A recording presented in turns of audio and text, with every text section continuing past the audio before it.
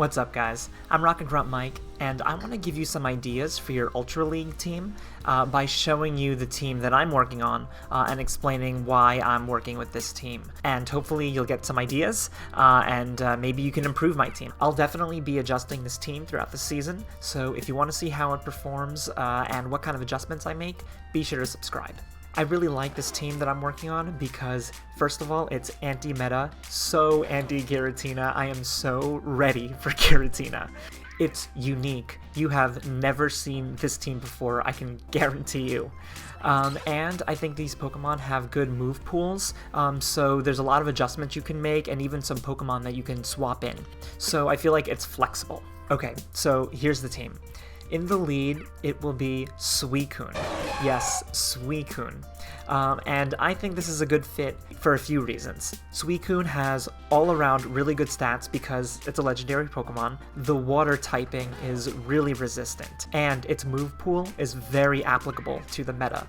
So what I'm going to use is Snarl for the fast move, and then Bubble Beam and Ice Beam for the charge moves. So Suicune will be able to bait those shields because it only takes 10 turns to get to Bubble Beam, and it only takes 13 turns to get to Ice Beam. So it will be able to probably get at least one shield, and with Dark and Ice type moves, Suicune will be so good against Giratina. I cannot wait to see Giratina's in the lead. Suicune can also beat Togekiss because of Ice Beam, and Suicune also wins against Swampert. Suicune is a Swampert-proof lead. That's very important. So if you look at the Sylph site, you'll see that 12.15% of all leads were Giratina. That's a lot. And then if you add Swampert, 9.31%, and Togekiss is another 5%.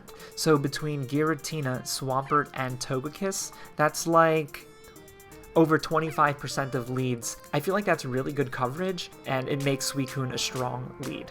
If you don't have or don't want to use a Suicune, other Pokemon you could use are Dugong and Lapras because they will still have the Ice type moves. The only thing is they will also have the Ice typing, so they will be weak against more types. So not quite as resistant as Suicune, but they can still roughly get the job done. So in case they send out a grass type like Venusaur, then our hard counter that will support Suicune is Arcanine. Arcanine is a very spicy pick, and it is risky because, you know, it's very glassy, so you're definitely going to have to shield it, for sure. But if Suicune does its job correctly, then it will get us shields at some point, and so we can use our shields on the Arcanine. So Arcanine is going to know Fire Fang as the fast move, because remember, we want this as a counter for grass and also steel types. And then the charge moves will be Wild Charge and Crunch, and these are both very powerful options. Even with Fire Fang, you can get to Crunch in 18 turns. That's not so bad, and Crunch is going to be good for applying pressure, especially against Giratina and any other Ghost or Psychic type Pokemon. And then, of course, there's Wild Charge, which is going to be the most fun move of, like, the whole team to use, because it's just going to be super scary for the opponent. Most people know that Arcanine has Wild Charge, so they're definitely going to be on their guard. So looking forward to seeing how that plays out. One thing I like about Arcanine is that one of its legacy moves is Bulldoze, so I'm going to keep that in mind. The only thing is it takes a long time to get to Bulldoze with Fire Fang. Fire type is also very resistant, so it will be resistant against Fairy and Grass and Steel, so I think it's overall a pretty good type for Ultra League. If Arcanine doesn't work out, I might have to look for another Pokemon, hopefully a Fire type, maybe something like Typhlosion. And then rounding out the team is the safe switch, which is going to be Snorlax. So Snorlax is just such a great fit for Ultra League because, first of all, it is just so bulky. You'll be able to bait shields with Body Slam, and with Stab, Body Slam is pretty good. Also, the fast move, Lick, is just going to put so much pressure on Giratina. And it has a really good move pool that will keep people guessing. So you don't know, does it have Outrage, does it have Superpower, or Earthquake? So I feel like it's a good chance to bait a shield or two.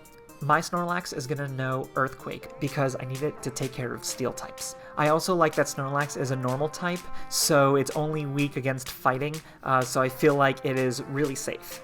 So here's how I'm hoping this team works. I'm hoping that we put Suicune in the lead and it meets either a Giratina or a Togekiss, and we'll either just beat them or the opponent will switch out and then we'll be able to counter switch.